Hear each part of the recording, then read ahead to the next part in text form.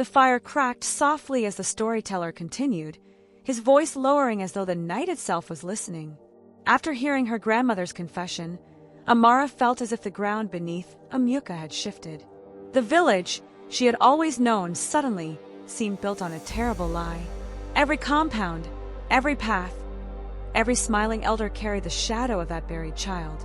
She returned home that morning with a mind full of questions and a heart too restless to remain silent. Days passed, but the story refused to leave her thoughts. Whenever she walked past the village square, her eyes drifted toward the towering Iroko tree. The elders still gathered beneath it to settle disputes and drink palm wine as if nothing had ever happened there. Their laughter sounded hollow to Amara now. She watched their faces closely, wondering which of them had stood there 10 years ago holding shovels, while a baby's strange laughter filled the stormy night. One evening the village gathered for a meeting. The chief had called everyone together because traders from neighboring villages had begun avoiding Umuoka. People feared the curse that hung over the land. The chief stood tall in the center of the square, leaning on his carved staff. His voice carried authority, but there was uneasiness in his eyes. He told the villagers they must pray harder and offer more sacrifices to the spirits so the blessing of children would return. As the crowd murmured in agreement, Amara felt anger rising inside her chest. They were still pretending. They were still hiding the truth. Before fear could stop her, she stepped forward. Her voice was steady, though her heart pounded like festival drums. She asked the question no one had dared to speak aloud in 10 years. She asked why the village continued to beg the spirits for mercy when everyone knew what had happened beneath the Iroko tree. The square fell silent so quickly that even the night insects seemed to pause. The elders stared at her as if a ghost had spoken. Some of the younger villagers looked confused, while others leaned forward with curiosity. The chief's face hardened. He demanded to know who had filled the girl's head with such dangerous talk. But Amara did not step back. She told them she knew about the child. She told them she knew the curse began the night the elders buried an innocent baby alive. A wave of shock spread through the crowd. And in that moment, the secret Umuoka had hidden for 10 years finally stepped out into the open. But the elders were not afraid of the truth being spoken. They were afraid of something far worse. Because the moment Amara spoke those words, a cold wind swept through the square, rattling the branches of the Iroko tree above them. And from somewhere deep beneath the earth, a faint sound echoed. It sounded almost like distant laughter. The laughter that drifted through the night air was faint at first, almost like a whisper carried by the wind, but it grew stronger with each passing moment. The villagers froze, their eyes wide, staring at the ancient Iroko tree whose massive roots twisted into the red earth like the fingers of time itself. Amara felt her heart hammer in her chest, but she stood her ground. She knew that sound. It was the child, or something of the child, calling out after 10 years of silence. The elders' faces were pale, their lips tight, and some of them shifted uneasily, as if they suddenly remembered things they had tried to forget. "Do you hear it?" Amara asked, her voice trembling but unwavering. "The child is alive in the spirit, and the village will not be free until justice is done." Some villagers gasped, clutching their chests, while others whispered among themselves. Fear and awe danced in the air. Even the wind seemed to pause, holding its breath as if the earth itself were listening. Elder Okari, the oldest of them all, stepped forward with a trembling hand. This cannot be true," he said, but his voice faltered. He looked at the ground, avoiding the gaze of the girl who dared speak the truth. "The child, the mother, it was long ago. The spirits may have punished us, but now we are only the villagers of Umuoka, not the ones who sinned." Amara shook her head, her eyes blazing. "No, you are still the elders who kept the truth hidden. You let fear and pride guide your hands, and now the village suffers. The land is silent. The children do not come. The spirits demand justice, and they have spoken through the wind." The villagers murmured in agreement, some nodding hesitantly, others too frightened to move. Then, from the shadows beneath the Iroko tree, a faint glow began to appear. At first, it was like the flicker of fireflies, but it quickly grew brighter, illuminating the roots and the cracked bark. A chill ran through the square. The elders whispered prayers they had forgotten, words of protection that had long been abandoned. But the glow did not waver. Amara stepped closer, her courage outweighing her fear. She could see the shape now, small, delicate, yet unmistakably human, and yet shimmering with a strange, otherworldly light. The child's eyes were wide and bright, filled with sorrow and wisdom far beyond mortal years. The air shifted as the wind carried the child's laughter again, this time stronger, clearer. It was no longer playful. It was demanding, insistent, a sound that seemed to shake the very ground beneath Umuoka. Mothers clutched their husbands' arms, and even the young children in the crowd sensed that something ancient and powerful had returned. Elder Okari fell to his knees, tears streaming down his face. We did not know the consequence of our actions," he murmured, his voice broken. We thought we were protecting the village." But Amara raised her hand. "Protection is not silence. Truth is the path to life, not fear." The glowing figure drifted toward the center of the square, and with it came a sudden feeling of lightness, as though the village itself was breathing again after holding its breath for 10 years. And in that moment, everyone realized something terrifying yet wondrous. The child was not merely a spirit of vengeance. It carried the power to heal, to lift the curse, but only if the villagers admitted their wrongs and faced the truth they had buried beneath the earth. Amara's voice rose, clear and commanding. "Village of Umuoka, listen well. The silence of our children ends only when we speak truth, when we honor life, when we do not let fear guide our hands again.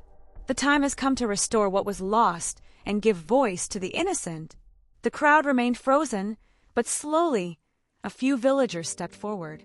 Mothers, fathers, and young men approached the glowing child, their heads bowed in respect and repentance.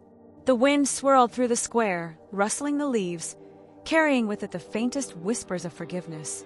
The elders looked at Amara, realizing that the courage of one young girl had brought the long-hidden truth into the open, and with it, the first chance of redemption for the village in 10 long years. The villagers of Umuoka stood frozen beneath the Iroko tree as the glowing child hovered above the red earth, its laughter now soft and melodic, yet carrying the weight of 10 years of sorrow. Amara stepped closer, her eyes never leaving the child's, her heart pounding, knowing that this moment would decide the fate of the village. Elder Okari knelt before the roots, tears streaking his weathered face.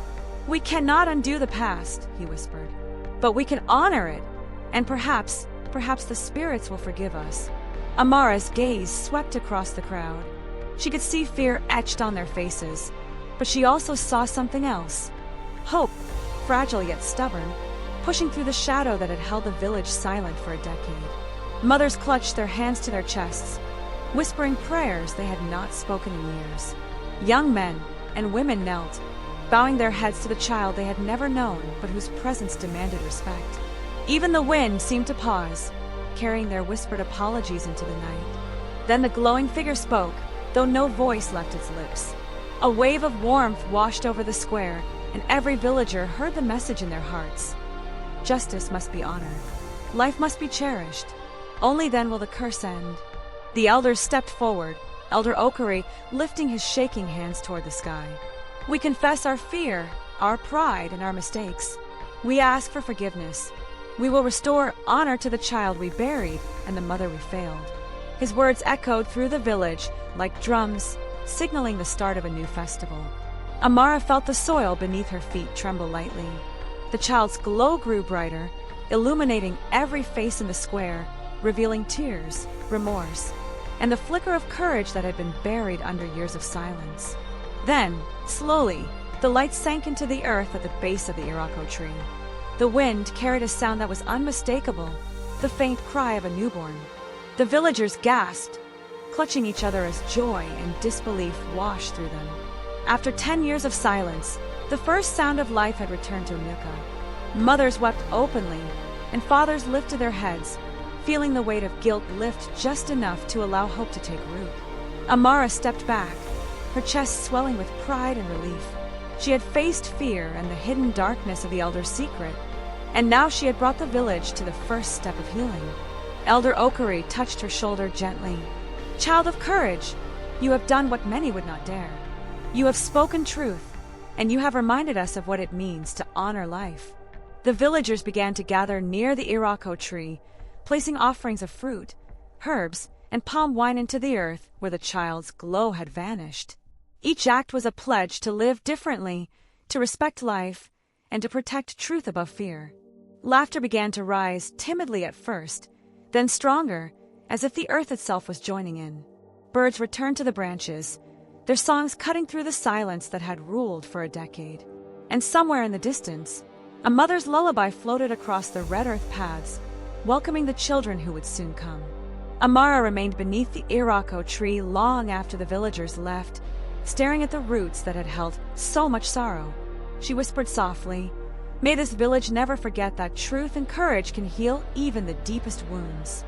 And in that moment, the wind carried a single note of laughter, pure and innocent, reminding her that life always finds a way, even after the darkest of years. The days after the child's return were unlike anything Umuoka had known in 10 long years. The air felt lighter, the rivers sang more clearly, and the red earth seemed to glow under the sun. Mothers walked with hope in their steps, fathers smiled without the weight of fear, and even the elders moved with a quiet reverence they had never shown before. Yet despite the calm, the village still carried the memory of its sins, and the lesson of the buried child lingered in every whispered conversation. Amara knew that healing would not be instant, and the spirits of the past would not rest until the people truly changed their hearts. She walked through the village each morning, noticing subtle transformations. The market was alive again with laughter. Children ran freely along the paths that had long been silent. Midwives prepared their herbs in clay pots, their hands eager to welcome life instead of sitting idle. And yet, beneath it all, Amara felt a pulse, a reminder that the land's gift could be taken away again if the village fell back into fear and pride. She gathered a small group of young villagers, those who had the courage to question the elders before, and she told them what she had learned about courage, truth, and justice. They listened in awe, understanding that the story of the buried child was not only history, but also a warning and a guide for the future. The elders convened beneath the Iroko tree once more, this time openly. Elder Okari spoke, his voice heavy with remorse but steady. "We have sinned against life," he said. "We allowed fear to guide our hands and pride to cloud our judgment. We see now that the spirits demand truth, not silence, and honor, not punishment. From this day forward, Umuoka will teach its children the importance of courage and honesty, so that no curse can ever take root again." The villagers nodded solemnly, each heart aware of the weight of the confession and the responsibility it carried. Amara returned to the tree each evening, often alone, feeling the presence of a child in the rustling leaves and the soft glow of the earth. She spoke quietly, asking for guidance on how the village could continue to heal, and in the breeze, she felt answers: patience, love, and vigilance. The village elders began to rebuild their traditions with the new understanding that life was sacred, that fear should never outweigh compassion, and that even the youngest voices could guide a community when courage was spoken. Weeks passed, and for the first time in a decade, women began to show signs of pregnancy. The village rejoiced quietly at first, then loudly, celebrating each life as a miracle of truth and courage. The wind carried the faintest laughter, as if the buried child itself had blessed the new generation. Amara watched mothers with glowing eyes, fathers whispering words of protection, and midwives tending their herbs with renewed purpose. Every birth was a reminder of what could be gained when truth was honored and fear was cast aside. Even the forest seemed to join in the celebration. Birds sang, rivers sparkled, and the Iroko tree, once a silent witness to sorrow, now stood as a monument of healing. Amara understood something profound. The village had survived 10 years of silence not because they had hidden the truth, but because a single courageous heart refused to let fear remain unchallenged. And she realized that the story of the buried child would live in Umuoka forever, not as a tale of sorrow, but as a lesson of justice, courage, and the enduring power of life. Years passed, and Umuoka slowly transformed into a village of life and laughter once more. The silence that had haunted its paths for a decade became nothing more than a memory, a cautionary tale whispered from grandmother to grandchild beside fires that crackled under the night sky. Amara had grown into a young woman of wisdom, respected by all, carrying with her the courage that had awakened the village from its long nightmare. Every year, on the anniversary of the child's return, the villagers gathered beneath the Iroko tree. They laid flowers, fruits, and herbs upon the earth, not as offerings to ward off punishment, but as reminders that life and truth must always be honored. The elders, once burdened by guilt, had become the teachers of justice. They spoke openly about the buried child, recounting the story to ensure that no fear or pride would ever again dictate the fate of the innocent. Mothers and fathers told their children of the girl who dared to ask the questions that others feared.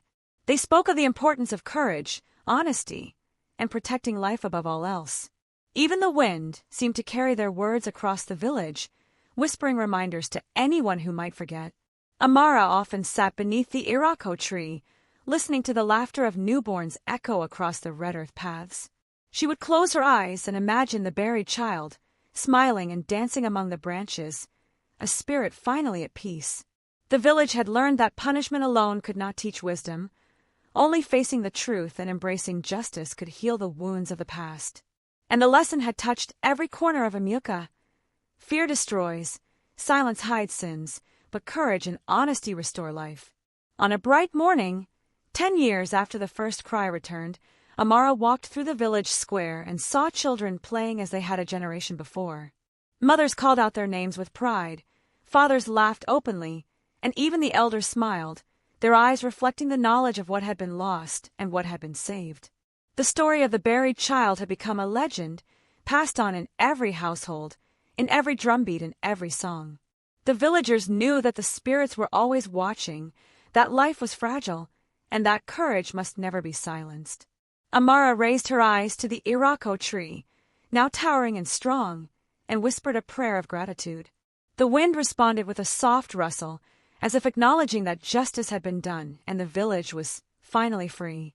The land itself seemed to hum with life, and the lessons of the past were etched into every smile, every step, every cry of the newborns.